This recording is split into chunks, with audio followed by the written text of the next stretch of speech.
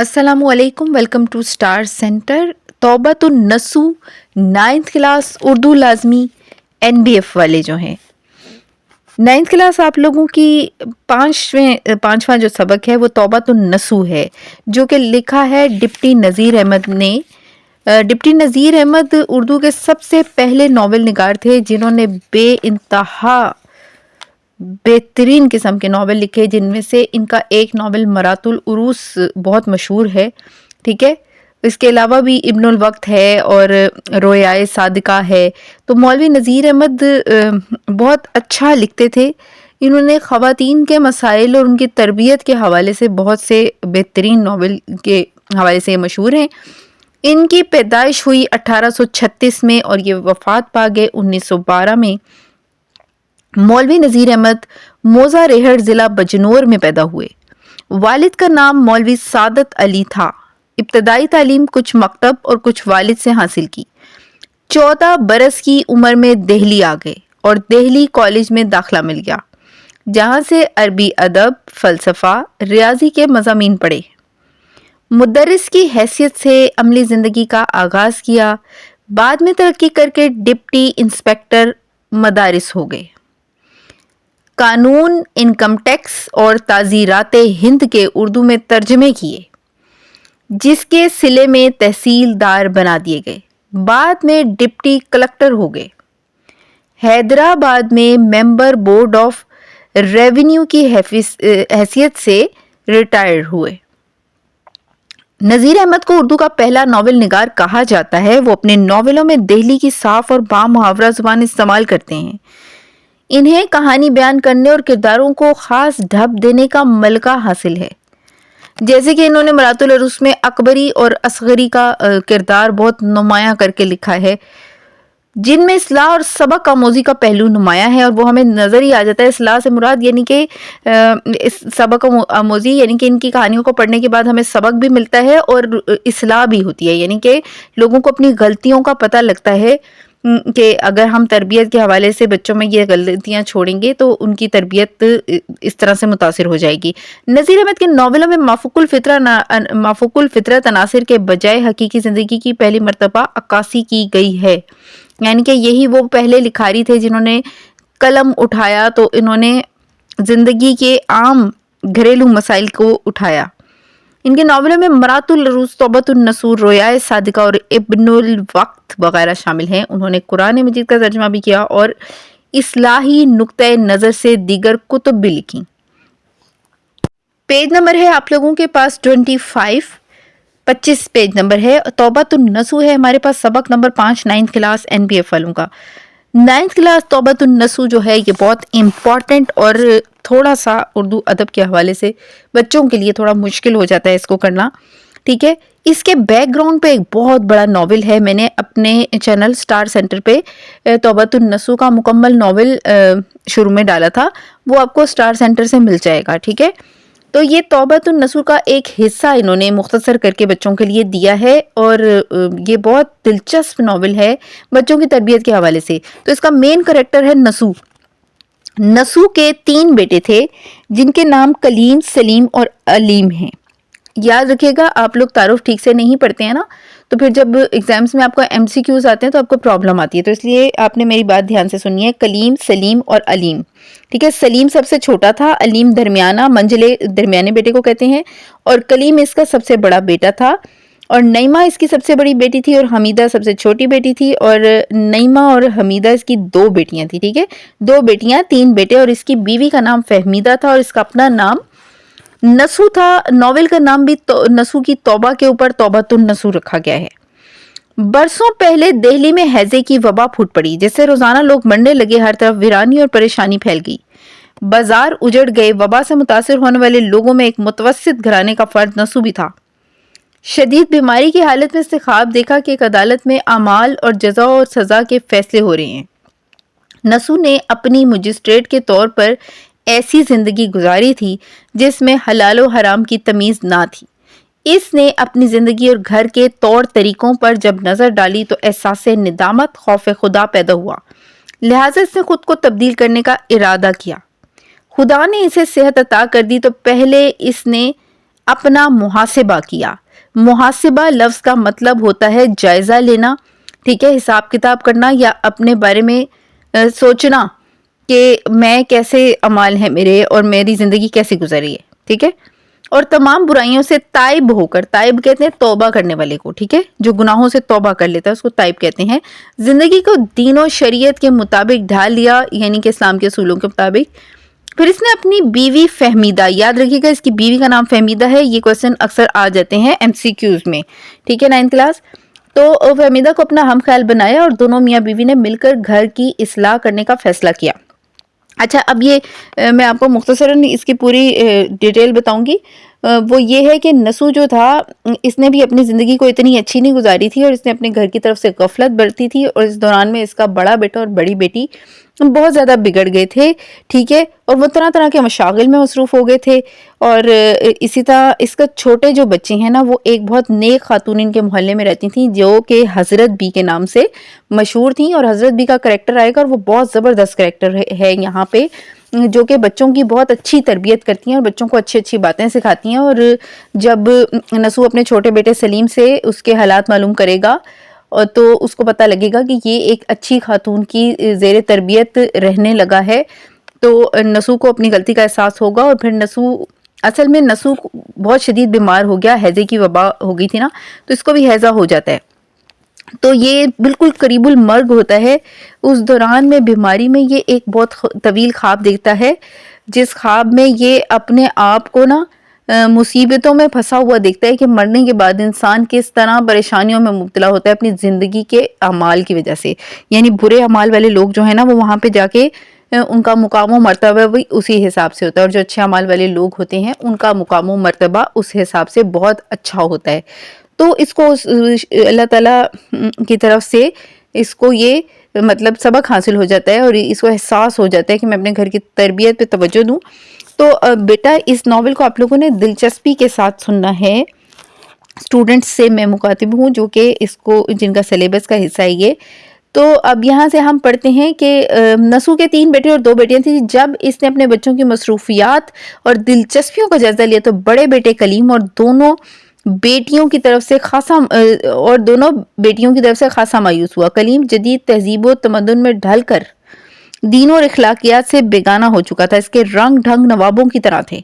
وہ خود کو بہت بڑا آدمی سمجھتا تھا. وہ اپنے ہی جیسے دوستوں کی صحبت میں خوش رہتا تھا, جن میں ایک ظاہر دار بیگ بھی تھا جو اپنے نام کی طرح اندر سے کچھ اور باہر سے کچھ اور تھا, ٹھیک ہے. نسو کی دونوں بیٹیاں نعیمہ اور حمیدہ بھی خاصی بگڑی ہوئی تھیں. بڑی بیٹی نعیمہ کی شادی ہو چکی تھی, لیکن سسرال والوں سے لڑائی کے بعد ماں باپ کے گھر بیٹھی ہوئی تھی. حمیدہ بھی کوئی کام سلیقے سے نہ کرتی تھی. نسو کے سمجھانے پر دونوں بیٹیاں تو کسی نہ کسی طرح صحیح رستے پر آ گئیں, انہوں نے اپنے طور طریقے درست کر لیے, لیکن کلیم کسی بھی طرح نہ سدھر سکا اور اس کا انجام بہت برا ہوا. میں نے بتایا نا آپ کو یہ تفصیلی ناول میں نے اسٹار سینٹر پہ ڈالا بھی ہوئے, تو آپ چاہیں تو یہ تفصیلی مکمل ناول پڑھ سکتے ہیں کہ آپ کہیں سے بھی اس کو ناول کو لے کر ضرور پڑھیں. بچوں کی تربیت کے حوالے سے ایک بہترین ناول ہے. نسو کا منجلا بیٹا علیم اور چھوٹا بیٹا سلیم اتفاقیہ طور پر نیک, شریف اور دیندار نکلے. اس کی وجہ حضرت بی جیسی نیک خاتون تھی جنہوں نے علیم اور سلیم کے ساتھ محلے کے بے شمار بچوں کی تربیت کی اور انہیں اچھی اچھی باتیں سکھا کر سیدھے رستے پر لگا دیا. نسو نے جب اپنے بچوں کے احوال کا جائزہ لیا تو اس نے دیگر بچوں کے علاوہ اپنے چھوٹے بیٹے سلیم سے بھی گفتگو کی. ذیل میں ناول کا وہ حصہ پیش کیا جا رہا ہے جس میں والد کے پوچھنے پر سلیم نے اپنی مصروفیات کا حال بتانا ہے. نسو اور سلیم کی گفتگو آئے گی مکالمے کی شکل میں. اگلے دن چھوٹا بیٹا سلیم ابھی سو کر بھی نہیں اٹھا تھا کہ بیدارہ نے آ کر جگایا, ٹھیک ہے. بیدارہ ان کے گھر کی ملازمہ ہے, ٹھیک ہے. صاحبزادے اٹھیے, بالا خانے پر میاں بلاتے ہیں. صاحبزادے بیٹے کو کہتے ہیں, ٹھیک ہے. تو انہوں نے کہا کہ اٹھیے, آپ کے والد آپ کو بلا رہے ہیں. سلیم کی عمر اس وقت کچھ کم 10 برس کی تھی, یعنی کہ وہ 10 سال کا ہونے والا تھا. سلیم نے جو طلب کی خبر سنی, یعنی بلاوا, طلب کہتے ہیں بلاوے کو, یعنی کہ بلایا گیا اس کو, گھبرا کر اٹھ بیٹھا اور جلدی سے ہاتھ منہ دھو کر ماں سے پوچھنے لگا, اماں جان تم کو معلوم ہے ابا جان نے کیوں بلایا ہے؟ اچھا, یہاں پہ میں وضاحت دیتی چلوں کہ اصل میں یہ وہ والا گھرانہ تھا جہاں نہ تو باپ کو بچوں کی خبر ہوتی تھی, نہ ہی بچوں کی والد سے ملاقات ہوتی تھی, ٹھیک ہے. اور ملاقات ہوتی بھی تھی تو نہایت سرسری سی. تو بچوں کو اپنے والد کے ساتھ ملاقات کرنے اور گفتگو کرنا بہت عجیب سا لگتا تھا. ماں, भाई मुझको तो कुछ खबर नहीं, हाँ अभी तो कोठे पर से भी नहीं उतरे, कोठे से मुराद है ऊपर की मंजिल।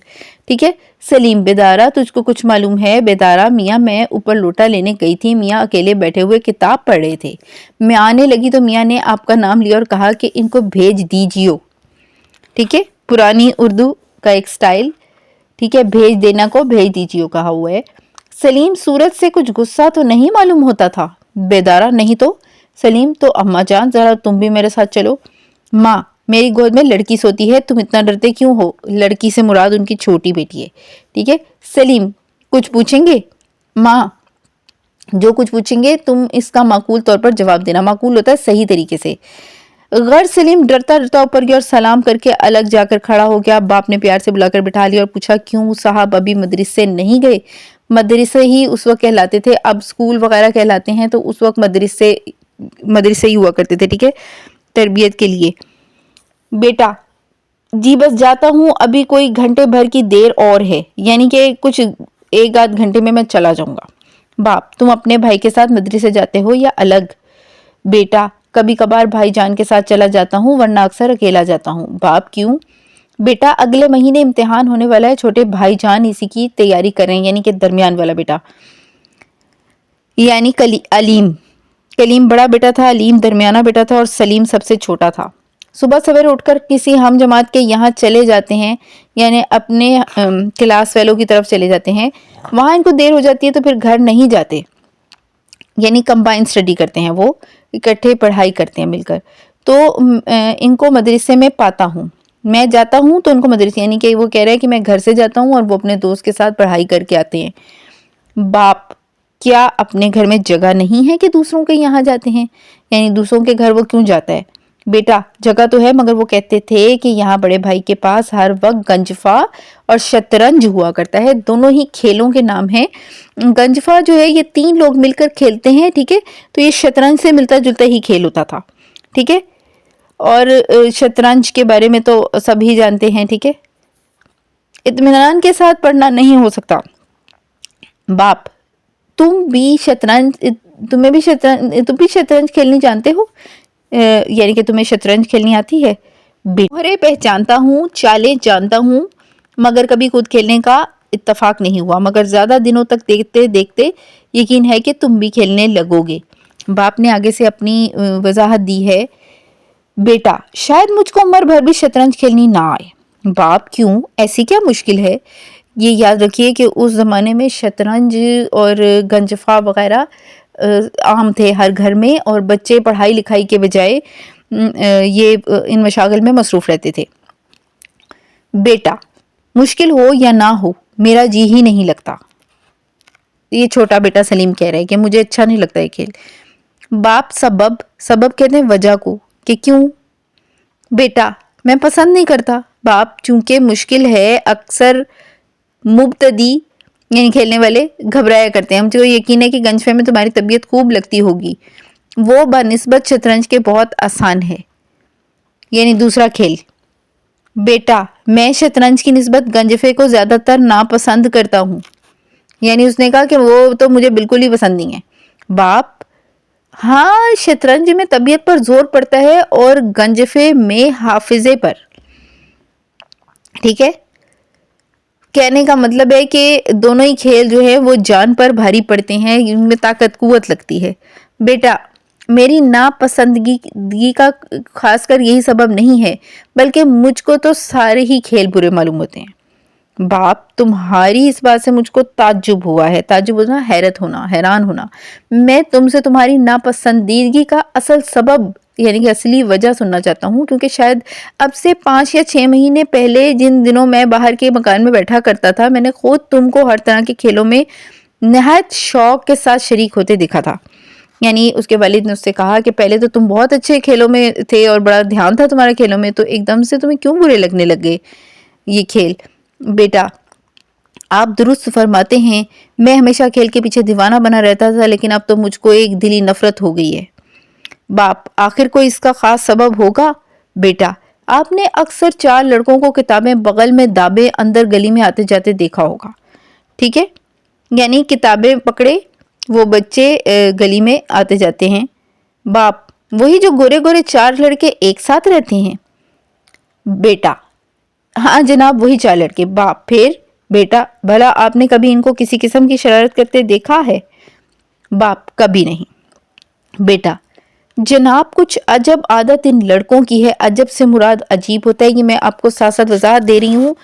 आप लोगों को अगर कोई पैराग्राफ आ जाए और उसमें से आपको वो सलीस करने के लिए दें, या आपको उसमें से मायने बताने हो, या आपको उसमें से क्वेश्चन आंसर करने हो, तो आपको सब चीज़ों में ये हेल्प करेंगे। राह यानी रास्ते में चलते हैं तो गर्दन नीचे किए हुए, अपने से बड़ा मिल जाए, जान पहचान हो या ना हो, उनको सलाम करने ना जरूर, यानी सलाम जरूर करते हैं। कई बरस से इस मोहल्ले में रहते हैं मगर कानों कान खबर नहीं। यानी कि इतनी तमीज से रहते हैं वो लड़के कि किसी को उनसे कोई तकलीफ नहीं और किसी को उनके बारे में पता ही नहीं। मोहल्ले में कोड़ियों लड़के भरे पड़े हैं, लेकिन इनको किसी से कुछ वास्ता नहीं। अब ये जो कोड़ियों का लफ्ज इस्तेमाल हुआ है ना, इससे मुराद कई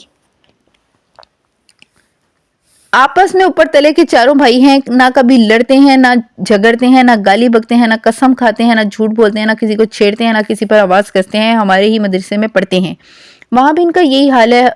कभी किसी ने इनकी झूठी शिकायत भी नहीं की। 1:30 बजे 1 घंटे की छुट्टी हुआ करती है, लड़के खेलकूद में लग जाते हैं। ये चारों भाई एक पास की मस्जिद में नमाज पढ़ने जाते हैं। बाप, भला फिर? बेटा, मंझला लड़का मेरा हम जमात है। एक दिन मेरा आमुख्ता याद न था। आमुख्ता सबक को कहते हैं, ठीक है, कि मुझे सबक नहीं याद था। मौलवी साहब निहायत नाखुश हुए। ये मौलवी साहब जो हैं ये ज़ाहिरी सी बात है इनके उस्ताद भी हैं मदरसे के, और उनकी तरफ इशारा करके मुझसे फरमाया, कम बख्त यानी कम किस्मत वाले, कम अकल वाले, बुरा भला का, यानी कि उन्होंने घर से घर मिला है, यानी कि तुम्हारी घर के साथ घर मिला हुआ है, साथ वाले पड़ोसी हैं, इसी के पास जाकर याद कर लिया कर। मैंने जो पूछा क्यों साहब, याद करवा दिया करोगे, तो कहा बसरो चशम।